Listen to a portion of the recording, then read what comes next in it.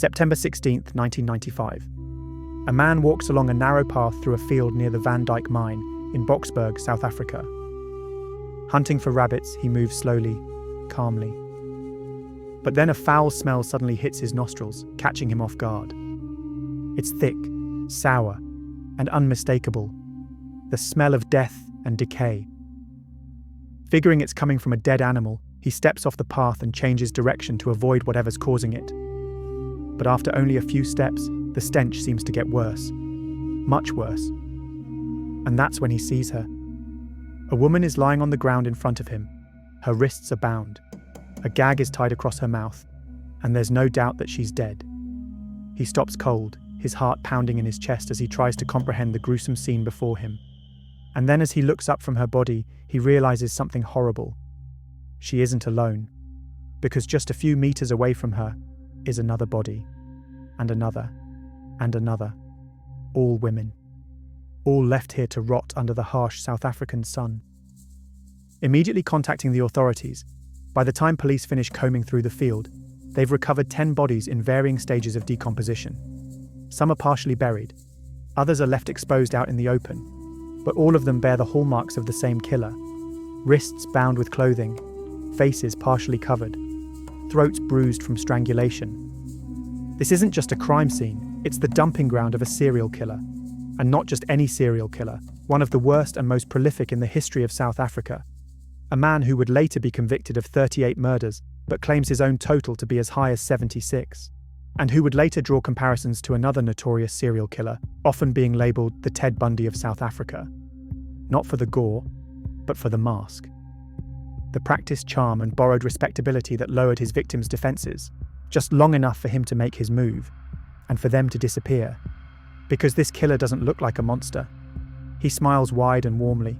He's polite, charismatic, and he comes offering job opportunities, hiding behind a wholesome-sounding charity to make his offers feel safe. With victims across 3 locations in South Africa, Atteridgeville, Boksburg, and Cleveland, he earns a new name in the press, long before anyone knows who he truly is. This is the story of the ABC Killer.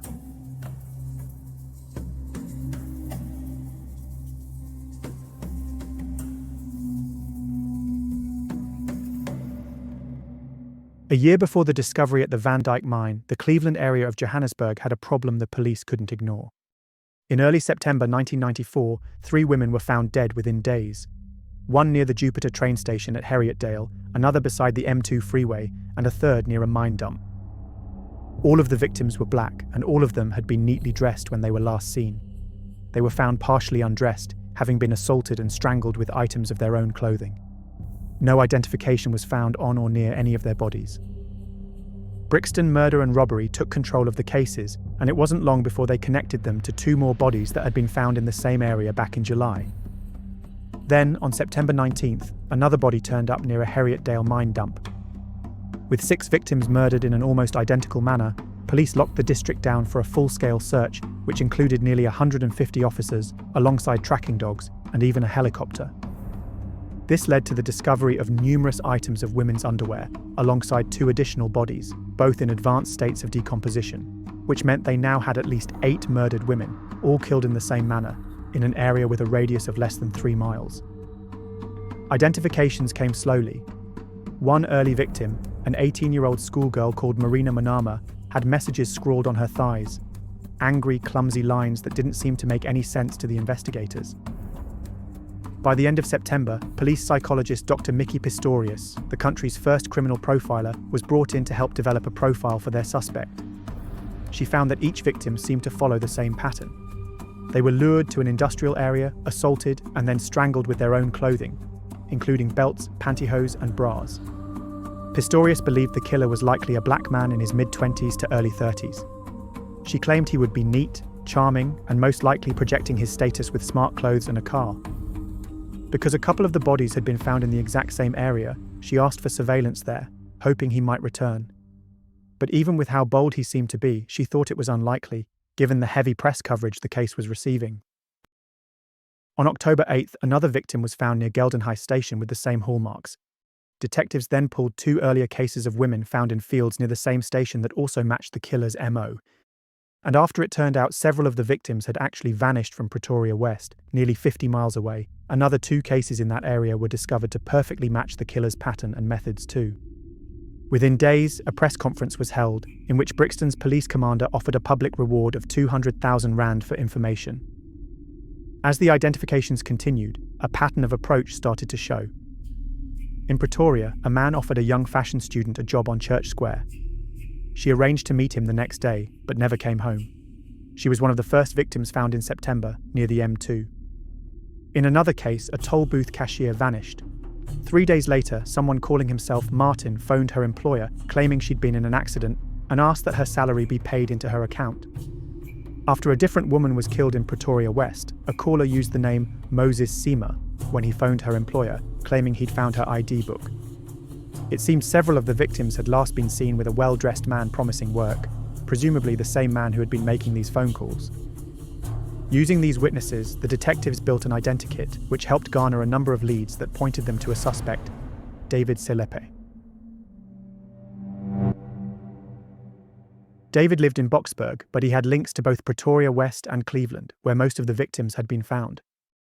This included an office he rented in Pretoria for a small business called Vision English Girls College, which just so happened to target the same sorts of young women that were turning up dead. He was a perfect match for the man described both by witnesses and Pistorius's profile. He dressed flash and drove a Mercedes registered in a woman's name. One woman even told the detectives that he'd offered her a job before trying to assault her. Before they could apprehend him, they discovered that he'd quietly slipped out of the country for business. After putting an alert out, his Mercedes was stopped in Maputo by Mozambican police on December 15th. In the boot of his car, they found newspaper clippings about the Cleveland murders, as well as scuff marks that suggested someone had been shut inside it recently. So David was brought back to Johannesburg and held at Brixton, where detectives claimed he confessed to 15 murders. Though this was only done verbally, with no signed confession and no video or audio recording. They claimed he told them that he didn't act alone, citing 2 men he called Tito and Mandla as his accomplices. Though he refused to sign a formal confession, he agreed to point out crime scenes to them. That weekend, he led detectives to various sites in handcuffs and leg irons. At Geldenhuis, he indicated the place where one of the victims, Amanda Theth, had been found, telling them there was a plastic bag under a thicket with her clothing in it. They removed his leg irons so he could walk over the rough terrain, and then removed his cuffs so he could reach into the brush to locate the bag. But instead, David seized his chance and snatched a thick branch, cracking it across a detective's back. As he tried to run for it, one of the officers shouted a warning and fired. The shot hit David in the head, and he died in hospital later that day. The backlash from the press was immediate. They had no recorded or written confession of any kind, and they just killed their suspect. Headlines questioned why 3 officers could not subdue a man with a branch, and why he was shot in the head, not somewhere less fatal. But the shooting was ultimately ruled as self-defense by an inquest. And despite never sharing it with anyone, the police publicly announced that forensic evidence tied David to at least 6 of the murders in Cleveland. However, even though the man the police said was their serial killer was now dead, the bodies didn't stop turning up. In early January 1995, a new body surfaced in Atteridgeville, just outside Pretoria. Her remains were badly decomposed, and she'd been assaulted, partially undressed, bound, and strangled with her own clothing, just like all of David's victims. Except, David was dead when she was murdered, likely a week or so prior to her discovery. Initially, police dismissed the crime as the work of a copycat killer. But as autumn turned to winter, body after body was found, bearing the exact same hallmarks as all the earlier murders. And by June, there were at least 8 new victims discovered around Pretoria West and Atteridgeville. The killings should have ended with David's death, but they didn't. If anything, they intensified. On February 9th, another woman was found in Atteridgeville. She was later identified via her fingerprints as 27-year-old Beauty Nuku Soko. She'd gone missing in January on her way to see her sister. March brought more. Construction workers digging a trench in Atteridgeville uncovered a woman's chest protruding from the soil. She was identified as 25-year-old Sarah Matlakal Makono. According to her family, she'd left 3 days before she was found to meet a man who'd promised her a job. On April 12th, the body of Letta Nomthandazo and Langa Mandla was found in the same area. Her hands were tied behind her back using her own bra, and she'd been strangled and stripped. Most of her clothing was found scattered around her body, but her underwear was missing. The next day, searchers found a small body about 20 meters from where Letta had been discovered. It was her 2-year-old son, Sibusiso. Letta had taken him along with her to a job meeting. It was believed the killer struck the child, leaving him to succumb to the cold and dark beside his mother's body. If David hadn't been caught and killed, there would have been no question that the same killer was responsible for these Atteridgeville cases. So this raised some massive and uneasy questions for the investigators. Was this new killer one of the accomplices David had mentioned? Or did they have the wrong man with David, allowing the true killer to continue hunting in a new area? In mid-May, 29-year-old Esther Moshibudi Manecha was found in a field in Pretoria West. Like the other victims, she'd been strangled with her own clothing, and her lower body was exposed. And this pattern repeated again and again. In June, a woman was found against a tree with a garrote twisted from her underwear and handbag strap. Then another body was found, and another one. A 4th June victim was discovered in Atteridgeville with her pantyhose tied so tightly around her neck with a stick that bone fragments were embedded in the fabric. And then the killer crossed over to Boksburg. The first case in the area occurred on July 17th, when a man living near Byers Park witnessed a man and a woman walk off into a field together, with only the man returning. When he went to investigate, he found the woman on the ground, still warm. With police arriving at the scene, they tried to revive her, but it was too late. She was 25-year-old Josephine Mansali Malangeni, a mother of 4 who'd gone to meet someone about a job. Unfortunately, the witness had been too far away to offer any useful descriptions of the man he'd seen. Within days, 2 more bodies were found in the area, both showing the same hallmarks. With the help of Mickey Pistorius again, Pretoria's murder and robbery unit set up a dedicated task force to try and catch the killer responsible. And as they pinned the crime scene photos to the wall in date order, a pattern snapped into focus. Early cases showed signs of manual throttling, then ligatures, bras, pantyhose, belts. And then in some newer cases, the fabric had been twisted tight like a tourniquet for leverage and control. Faces were often covered, hands moved from unbound to tied in front to tied behind the back. Whoever this was, he wasn't improvising anymore. He was practicing, perfecting his method. And the lure repeated too. Families kept saying the same thing. She'd left for a meeting, or an interview, or a job opportunity, and never came back. It was exactly what the families had told them when they were investigating the initial Cleveland murders attributed to David Selepe. 5 more victims were discovered in August, with several now back in the Cleveland area where it seemed everything had once started. The geography was a triangle the newspapers would soon name for them. A for Atteridgeville, B for Boksburg, C for Cleveland. The ABC pattern wasn't a headline yet, but the detectives could see it forming on their wall.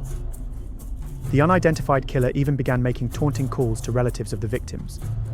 In one widely repeated account, a woman's grandmother was told she'd unknowingly walked over her granddaughter's shallow grave by a man calling himself Mandler. And then on September 16th, a man out hunting rabbits walked into a field at the Dyke Mine and found a woman's body. Then another, and another, leading the police to recover 10 more victims in the field.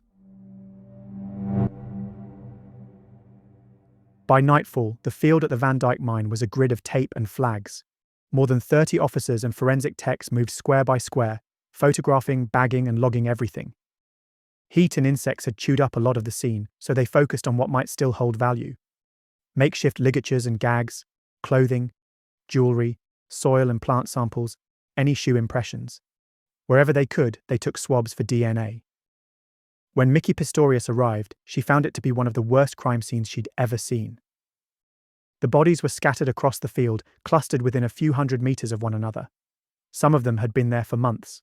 Others were way more recent, which suggested that the killer had returned to the site again and again, leaving each new victim close to the last. It also looked like a few of them had been killed right there, which meant the killer had marched some of the women into his graveyard and shown them the other victims before he strangled them.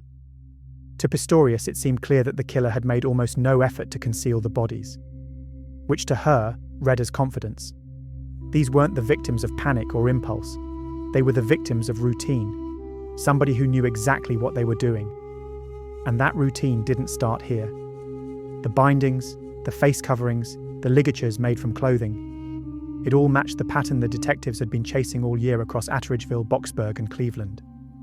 Their serial killer had just given them 10 more bodies all at once. The lab had DNA samples from multiple victims, enough to see the same unknown male profile popping up again and again. But what they didn't have was a name to match it to. In fact, they didn't even have a single suspect yet. Pressure spiked as the story jumped from local to national news. Patrols were increased around open fields, and detectives worked in shifts at the operations room, pushing every small lead. To try and help solve the case, Pistorius reached out to retired FBI agent Robert Ressler, having previously met him at a conference. If you don't know who he is, I talk about Ressler a lot on this channel, because he comes up a lot in serial killer cases, alongside his fellow FBI profiler John Douglas. Ressler and Douglas were some of the first criminal profilers, and were instrumental in helping catch countless serial killers over the years.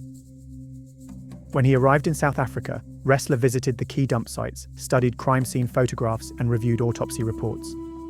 This helped him build an initial profile of the suspect, who he described as intelligent, organised, and sexually driven. He also believed the killer was growing in confidence, making him more dangerous with every crime he committed.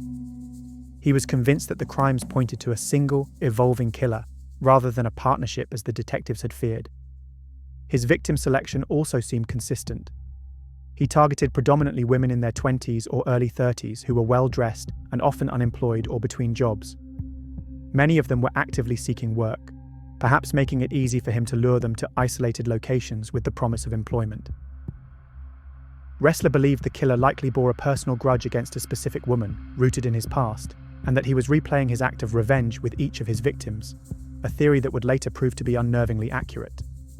Ressler's profile was remarkably similar to that of the Cleveland serial killer, which again raised concerns, given the overlapping crime scenes and similar murders, that David Selepe was not actually responsible for those murders. So the National Commissioner of the Police asked Ressler and Pistorius to examine the case against David. Ultimately, they concluded that David was likely involved in the Cleveland killings, and that this was an entirely new killer that they were hunting. A killer who was growing bolder and more arrogant by the day.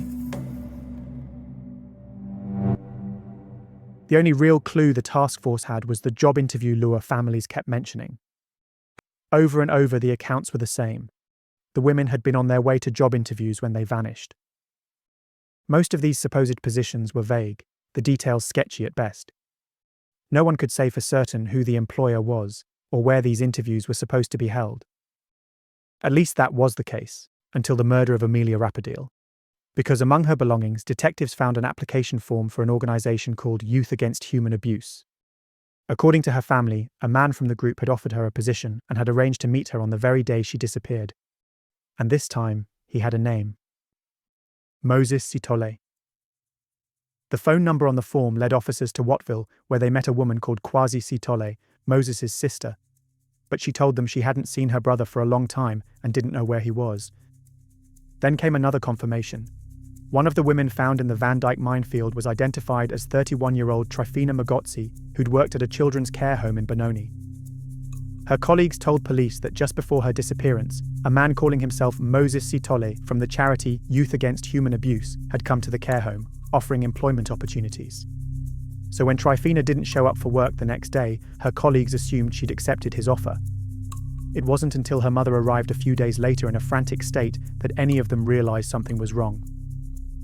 When they ran the name in their system, there were a lot of matches, as it was a fairly common name. But there was one specific Moses Sithole who had a prior sexual assault conviction against him.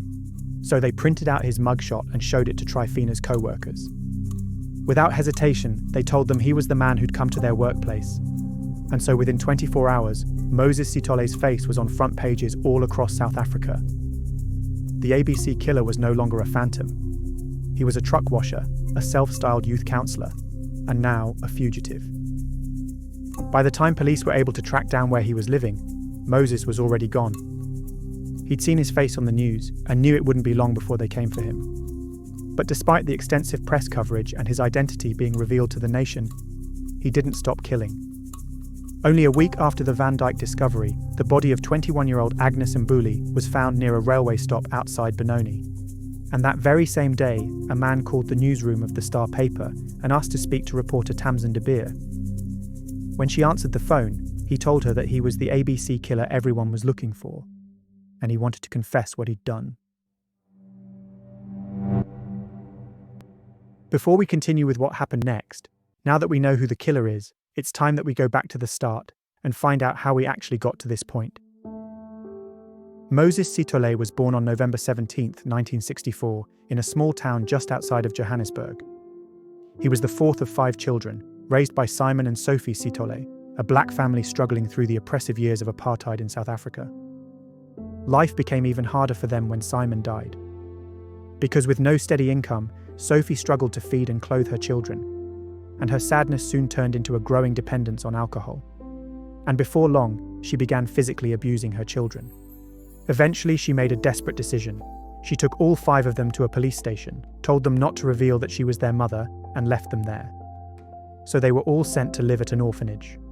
For 3 years, Moses claims he and his siblings endured physical mistreatment from the people who were supposed to care for them at the orphanage. Things got so bad that he felt he had no choice but to make an escape. Fleeing the orphanage, he ran straight to his mother, but she refused to take him in. Instead, she delivered him right back to the orphanage he told her was abusing him. As you can imagine, being rejected for a second time by the one person who should have protected him and loved him unconditionally left deep emotional scars. After being transferred to another children's home, Moses escaped again. This time, he hitchhiked his way to Gauteng to stay with his older brother, Patrick. With Patrick barely able to support himself, Moses took on whatever work he could get to survive, including working in dangerous gold mines. Outwardly, he seemed polite, intelligent, and friendly. His good looks and warm smile garnered attention from young women, and he was even known to help street children, perhaps seeing a reflection of his own childhood in them. But beneath the surface, resentment was festering, particularly towards women, presumably influenced by the way he'd been abused, abandoned, and rejected, both by his mother and his carers at the orphanages. And then, in 1987, at the age of 22, Moses finally let his rage pour out and attacked his girlfriend's sister Patricia near an abandoned mine. But Patricia never reported the assault to the police, too afraid of the consequences after he threatened her. And this lack of accountability encouraged Moses to do it again, and then again, and again. And every time, his victims remained silent, believing his threats that he'd kill them if they told anybody. By his mid-20s, he'd refined a tactic that would later become his hallmark, posing as a businessman offering employment. One target, a woman called Doris Swakamisa, met him at Germiston train station for a supposed interview. Moses led her along a shortcut through a field before he pulled out a machete. He then bound her hands with her own underwear and assaulted her. But unlike the later crimes this attack foreshadowed, he didn't kill her. And in this instance, Doris did not remain silent. She reported what had happened to the police, but she didn't even know his real name, making it difficult for them to track him down. But fate intervened when she spotted him in a shop a couple of weeks later. Officers from the Cleveland Police Department arrested him, and while being transported to the station in the exact same car as Doris, he was heard saying to her, "Bitch, I should have killed you." Moses insisted that he was innocent, but the prosecution was able to gather enough evidence to prove otherwise. And in the end, he was sentenced to 7 years in Johannesburg's Boksburg prison. While he was incarcerated, both his mother and one of his sisters died, which only further fueled his anger, especially towards Doris, who he blamed for his imprisonment. If his hatred towards women had been overwhelming before, now it was all-consuming. In 1993, while still behind bars, Moses began corresponding with a woman called Martha Ndlovu after meeting while she was visiting a relative in the same prison. She was initially reluctant to talk to him, but his letters eventually persuaded her to meet up with him after his release. According to his own account, he endured severe abuse from his fellow inmates in prison. But upon his release after serving just 4 of his 7 years, he claimed he was determined to put it all behind him and start over. He blended quickly back into society. His good looks and charm made it easy for him to convince people he was a friendly, respectable man. He even managed to win over Martha's parents and convince her to let him move in with her. Her brother gave him work in the family's car repair shop, and by December 1994, his first daughter, Bridget, was born. But in reality, nothing had changed for Moses. The resentment, anger, and hatred that he'd felt since his childhood hadn't magically gone away. He'd just gotten better at hiding it, at creating a public mask of smiles and laughs. He told his new family that he was searching for a better career, which they fully supported.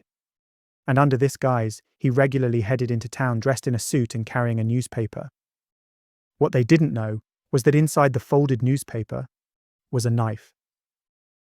It's generally thought that his first victim may have been 18-year-old Marina Manama in July 1994, who was one of the first bodies found in the Cleveland serial killer case. It's believed he lured her with the promise of employment before he led her into a field, assaulted her, and killed her. And when he was done, he wrote the strange messages on her skin. Around the same time, he found work-washing delivery trucks at Afrox in the East Rand. Though it's unclear if his family was aware his hunt for a better job had led to an even more menial, labour-intensive one. He also created his Youth Against Human Abuse organization, a shell of a charity that gave him a reason to approach unemployed women looking for work. He used typed application forms, set up interviews, and made everything seem respectable and above board, just enough to deceive his victims and make them think his offers were real. He'd later be branded the Ted Bundy of South Africa, not because they killed the same way, but because both wore such a convincing mask, polite, helpful, unthreatening, and used it to get close to their victims. Both relied on charm rather than a weapon in the first moments. And while there are some direct parallels, such as Bundy manning a crisis hotline and Moses fronting a child protection charity, the label ultimately stuck because of the camouflage of smiles and charisma they both hid behind. Moses used a variety of aliases during this time, including Joseph, Martin, and Mandla, especially when making taunting calls to family members of his victims. And over the coming months, he openly discussed the murders and the ABC killer case with his neighbours, pretending to share in their fear and curiosity. In reality, he was fishing for information, trying to work out what people knew, specifically what the police knew, about his own crimes. Because if he is to be believed, in the span of roughly a year, he murdered more than 70 women. By late July 1995, tensions between him and Martha led to his abrupt departure. And only 2 months later, she discovered the horrifying truth that the man she lived with, the man she loved, and who had fathered her daughter, was now the prime suspect in South Africa's worst ever serial killer case. When Moses called Tamsin de Beer at the Star, he gave his name as Joseph Magwena, and he didn't waste any time. In his first conversation with her, he told her he was ready to surrender, and then he calmly offered her details no newspaper had printed yet about the various murders. As soon as the call was over, she contacted the police. And over the following weeks in October, Joseph rang her another 3 times, with police recording and listening in to every conversation. Piece by piece, he sketched his own origin story for her. He told her that he'd been wrongfully convicted for sexually assaulting a woman years earlier. And while in prison for the crime he said he hadn't committed, he was beaten and abused by other inmates. He claimed that when he was finally released, he couldn't shake the overwhelming anger inside of him that the situation had fostered. He then told her that he began to lure women to quiet spots, where he'd bind them and then strangle them with their own clothing, typically using underwear because it didn't leave any fingerprints. He confessed that he was the one behind all of the murders in Pretoria, Atteridgeville, and Boksburg, but adamantly denied being involved in any of the crimes in Cleveland. He even pointed out one specific case, the murder of Letta and her 2-year-old son, and told her that he was not the killer, stating that he loved children and would never harm them. Much of what he said matched what detectives already knew about him. Police currently had his victim count in the mid-30s, but according to Joseph, he'd already killed at least 76 women. Tamsin pushed for proof, so Joseph gave directions to a site no one had searched yet. And when officers went to check it out, they found skeletal remains exactly where he said they'd be. Days later, he pointed them to another victim, a woman hanging from a tree in an open field. There was no doubt that the voice on the line belonged to the killer, and he was still actively hunting for victims, because in the days that followed, 3 more bodies were discovered. During one of his calls to Tamsin, he ran out of money and asked her to call him back, giving her the number of the payphone he was using. Police raced to the location to catch him, but by the time they got there, the phone booth was already empty. It was the second mistake Moses had made in quick succession, and it wouldn't be long before he'd make the third and final mistake that would lead to his own downfall. Not long after his face hit the papers, Moses phoned his brother-in-law, Maxwell, and told him he needed a gun for protection. He suggested that they meet at the Mintex factory in Benoni where Maxwell worked, so he could give him the weapon. But what he didn't know was that his sister, Kwasi, had been speaking with detectives ever since her number turned up on his fake charity's paperwork. and as soon as she heard about the gun, she and Maxwell contacted the task force. Undercover officers took up quiet positions around the factory, and to their surprise, Moses arrived exactly when he said he would.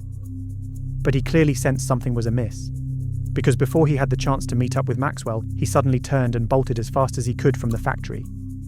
Inspector Francis Mulovedzi, who was posing as a security guard, shouted for him to stop and even fired 2 warning shots. But Moses darted off into a dim alley, forcing him to give chase. As the inspector closed in on him, Moses suddenly wheeled around with a hatchet in his hands. As he charged the inspector, he shot him in the leg, trying to put him out of action. But Moses didn't stop. He barely missed him as he swung the hatchet at him again, and then he bit down hard on his hand, presumably hoping to make him drop his gun. But rather than dropping it, Inspector Mulovedzi fired twice more. The first shot missed Moses, but the second one hit him in the stomach, causing him to drop to the ground. Moses was rushed to hospital and into surgery, with fear that he was going to die before they could charge him with anything or have him properly confess, just like David had the previous December. If Moses did die, they would never get the answers they needed to understand how everything tied together. Moses was taken under guard to a military hospital where surgeons treated the gunshot wounds he'd sustained. He survived the procedure, but during his hospital stay, doctors discovered that he was HIV positive. News of his arrest spread quickly across South Africa, and while you might have expected there to be a sense of relief that his reign of terror was finally over, there wasn't. Only a year earlier, David Selepe had been arrested and killed in police custody for what many saw as murders that were clearly part of the exact same case. Yet the killings had continued, intensified even, after his death. So there was a prevalent belief that Moses, and even David, were perhaps just part of a larger network of predators, small cogs in a big, deadly machine, and that the killings might once again continue and get even worse now that he'd been arrested. Others just couldn't reconcile the polite, well-dressed man in the news photographs with the image of a ruthless murderer capable of killing so many women. Once he was well enough to be discharged from hospital, Moses was transferred directly into police custody, and his DNA was quickly matched to samples they had gathered from dozens of the ABC killer victims. As a result, within just 5 days of his arrest, he was brought before the Brakpan Magistrates Court to face charges in connection with 29 murders. He was then moved to Boksburg prison, the same place he'd spent his earlier incarceration, to await his trial. In recorded statements to the police, Moses tried to explain away his actions, claiming that his experiences at the orphanages had shaped him into a sexual predator, and that the abuse he'd suffered in prison had then transformed him into a killer. He claimed that he targeted women who reminded him of Doris, the woman he was still adamant had falsely accused him of assaulting her. In his own words, "A woman can hurt you more than a man, more than anybody in this world." He admitted that his charity was just part of the false front that he used to disarm his victims. In his eyes, it allowed him to present himself as a married man working for a good cause, which helped cultivate an air of trustworthiness that made his victims less suspicious of him. When describing his first murder, he claimed it was of a woman who shouted at him when he asked for directions, though he couldn't recall her name. He told them coldly that afterwards he went home and showered and continued his normal day as if nothing had happened. Interestingly, he was very clear that he'd never worked with anyone else and had no connection to David Selepe, though he did suggest other killers had copied his methods. There was some debate over whether he was mentally fit to stand trial, with psychiatrist Dr. Leon Fine recommending that he undergo evaluation. He argued that injuries Moses had sustained throughout his life had impaired his ability to understand that what he was doing was wrong. Despite these claims, the prosecution highlighted how calculated Moses had been. He carefully lured women away from busy areas, left next to no physical evidence, and disposed of their belongings to make identifying them harder. After he was moved to Krugersdorp prison for assessment, doctors ultimately found no evidence of a brain injury or mental disorder that would affect his grasp of right and wrong, so he was declared fit to stand trial, and to face punishment for all the lives he had so callously taken. The trial of Moses Sithole began on October 21, 1996, and became one of the most drawn-out and expensive criminal cases in South African history. Lasting close to a year, it drew intense public attention and featured weeks of testimony covering the smallest forensic details, lengthy discussions about DNA analysis, and an endless string of witnesses on the stand. The headlines were explosive, especially after the prosecutors announced that Moses would be tried on 38 counts of murder, 40 counts of sexual assault, and 6 counts of robbery. And shockingly, there were 4 cases among the murder charges that had previously been attributed to David Selepe. The decision to include those 4 former Cleveland cases among Moses's charges raised difficult questions the police themselves never fully answered. David had been dead for almost 2 years now, shot at the scene where Amanda Theth's body had been found, which he was supposedly showing to the detectives. Yet in the case of Amanda, the evidence now pointed elsewhere. Moses had known her personally. He'd visited her house before she disappeared, and even met her family, who thought he was her boyfriend. He'd attended her funeral, and most damningly, he was captured on bank surveillance footage using her card after her death. His own sister identified him in the footage. Whatever connection David had to Amanda's crime scene, investigators now firmly believed her killer was Moses. Similarly, the case of Marina Manama was originally linked to David, but was now believed to be the first murder committed by Moses. Her body had strange messages written on it that nobody was ever able to truly make sense of. So could these messages have been left by one killer for another to see? There were other overlaps that blurred the lines between their crimes. A phone call was made to one of David's victims' employers under the name Martin, an alias that would later appear many times in Moses's own activities. Similar methods of luring victims with false job offers were used in both sets of murders. Even one of Moses's other aliases, Mandler, matched the name of one of the accomplices David once claimed to have had. Police had stated they were able to definitively confirm David's link to 6 of the Cleveland murders, but they never revealed which ones or whether the 4 later charged to Moses were among them. That silence left open the possibility, or in some minds, the certainty, that the 2 men's paths had crossed in ways still unknown. For his part, Moses denied ever meeting David. So all of this seemed to point to one of 2 things.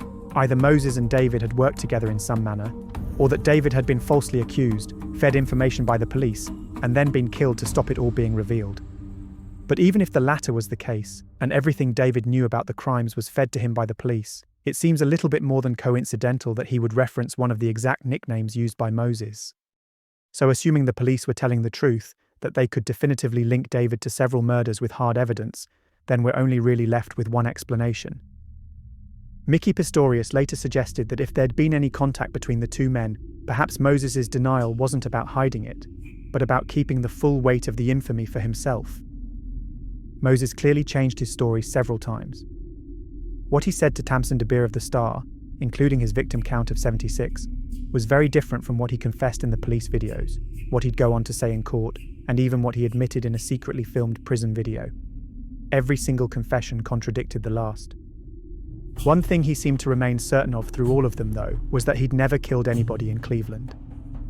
The majority of the murders still tied to David occurred in Cleveland, but so did many of the murders that happened long after his death. I highly doubt Moses was being truthful with this claim. But if we imagine for a second that he was, could this mean that alongside Moses and David, there was a 3rd killer operating who was never identified or caught? After all, if Moses truly was the Mandler that David mentioned, then who was the 2nd accomplice he called Tito?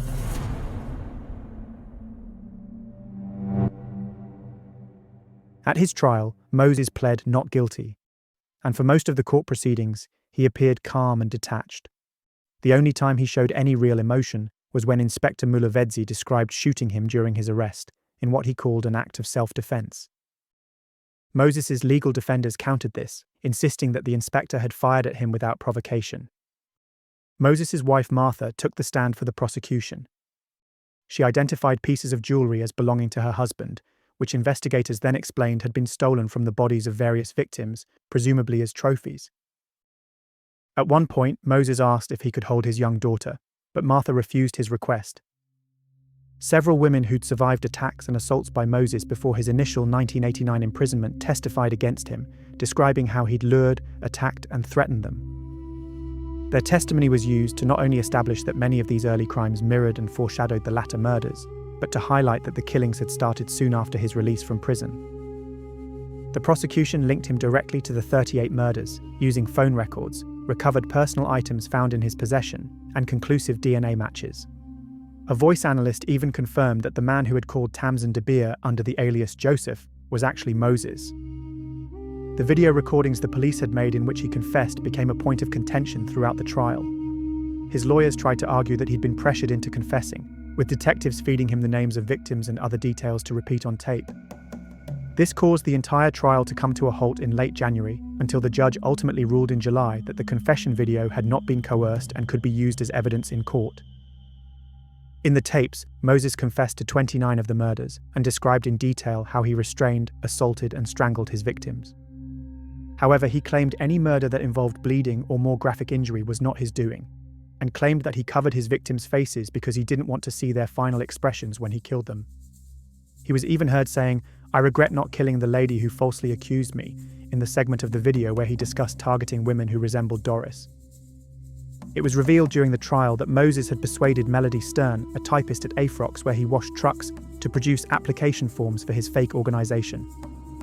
At first, he called it the Child Protection Community Organisation, before he renamed it Youth Against Human Abuse at her suggestion. Melody, like many others, believed Moses was genuine at the time, and she thought she was assisting him in his mission to help disadvantaged children. And there were plenty of other people like her. In one of the cases that led to his identification, the murder of Trifina Magotsi, he'd even managed to convince a freelance photographer to work for him, adding a sense of credibility to his appearance at the care home when he showed up, offering jobs with his charity. Many grieving friends and relatives told the same story to the court. Their loved one left home for what they thought was a job interview and vanished. When it came time for Moses to testify, he insisted he was innocent and that everything he said in his confession videos had been fed to him by the police. The only thing he acknowledged was that he knew Patricia, one of his assault victims prior to his initial arrest. But all he would admit was that she was the sister of his girlfriend at the time, not that he had attacked her. He even continued to deny he had assaulted Doris, claiming she'd lied to get him imprisoned back in 1989. His time on the witness stand was marked by long pauses, mumbling and rambling answers that were often difficult to follow. Unlike Ted Bundy, who famously courted media attention and treated his trial as a stage, Moses avoided theatrics, preferring to sit quietly in the dock, although sometimes he could be seen with a faint smile on his face. To many observers, it was the expression of a man who saw people not as human beings, but as objects to manipulate and destroy. On December 4th, 1997, after a 3-hour reading, Justice David Selepe found Moses Sithole guilty of every charge put against him, including all 38 murders. The next day, Moses returned to court to hear his sentence. He was given 50 years for each of the murders, 12 years for each of the assaults, and 5 years for each of the robberies, resulting in a consecutive sentence of 2,410 years in prison. He was actually granted eligibility for parole, as long as he could live long enough to serve his first 930 years behind bars. Justice Selepe made it clear in his sentencing that had the death penalty still been in effect, he would have imposed it without hesitation. He even took the opportunity to take a few jabs at the prison authorities, stating that under no circumstance should Moses ever get out of prison. Moses showed no emotion as his sentence was read out.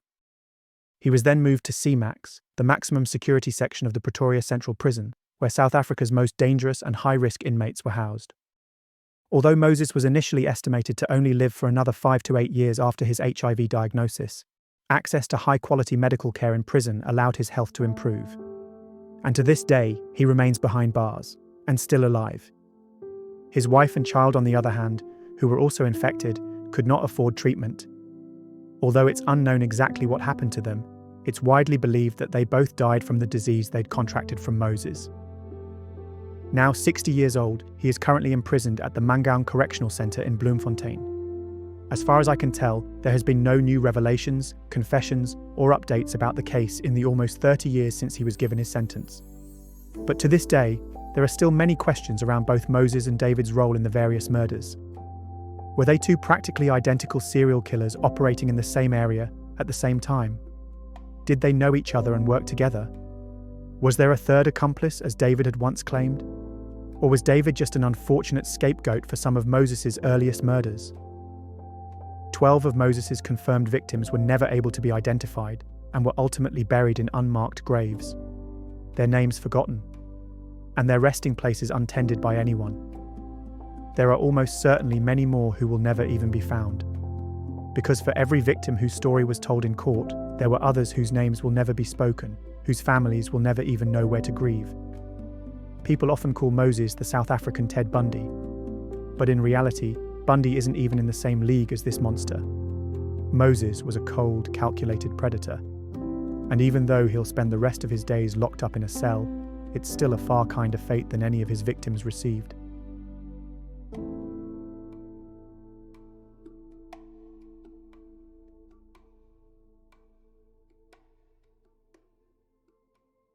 And with that, our deep dive into the case of the ABC killer comes to a close. As always, if you found this video interesting, don't forget to like and subscribe and do all the things that help the algorithm gods know that it's worth showing it to other people. And if you want to support my channel further and have your name featured at the end of my videos, I've got a membership option here on YouTube and a Patreon linked down below as well. So until next time, you have been watching The Mystery Abyss.